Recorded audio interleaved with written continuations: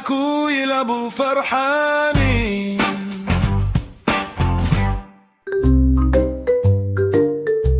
ما جيتش ليه يا بني آدم؟ بارد، ما بتحسش؟ مفيش إحساس بالمسؤولية، مفيش التزام بالمواعيد. إمتى هتبقى جد مرة؟ إمتى هحس إنك شاريني وباقي عليا؟ نجلة استني كده، تصدقي صوتك جميل حتى وانتي غضبانة. 500 جنيه في الساعة؟ ها؟ سياحنا مختومين على قفانا وجايين من كوكب تاني. إن كان صوتك وانتي غضبانة وبالحلاوة دي، أمال لما ناخد على بعض شوية صوتك هيبقى عامل إيه؟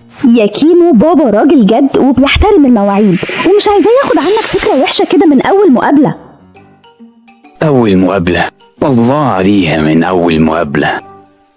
يعني من أول مقابلة. سايح ايه ده؟ كان فضائي ما حلتوش اللضا، واحنا كل يوم بنأكله على حسابنا. انت عارفة أول مرة شفتك في الموقع حسيت بإيه؟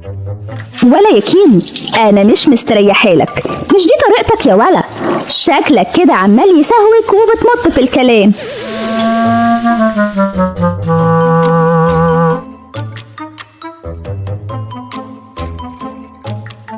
هنا بقى جايب لك قصة البارون مع الفضائيين، وانه بعد ما كان فتح لهم القصر رايحين جايين عليه زيارات، حصلت بينهم مشكلة كبيرة وقفل البوابة الزمنية اللي بيننا وبينهم وحبس اللي فاضل منهم في قفاص.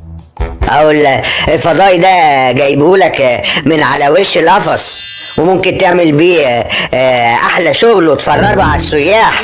انا مش هاخد منك الا 1000 جنيه بس في الساعة. يلا حلال عليك يا عم. يلا نادر، رقصة الفضائيين.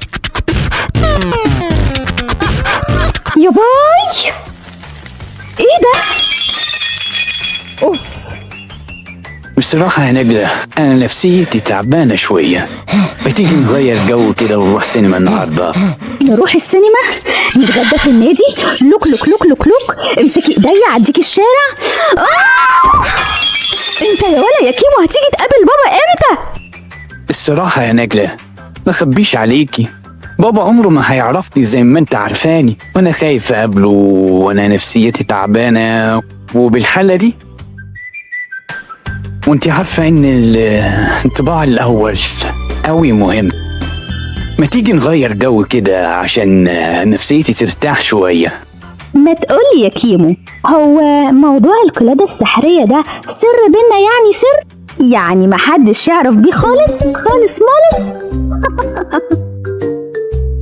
وهو يا نجلة أنا ثقتي فيكي كبيرة وعارف إنك إنسانة مسؤولة.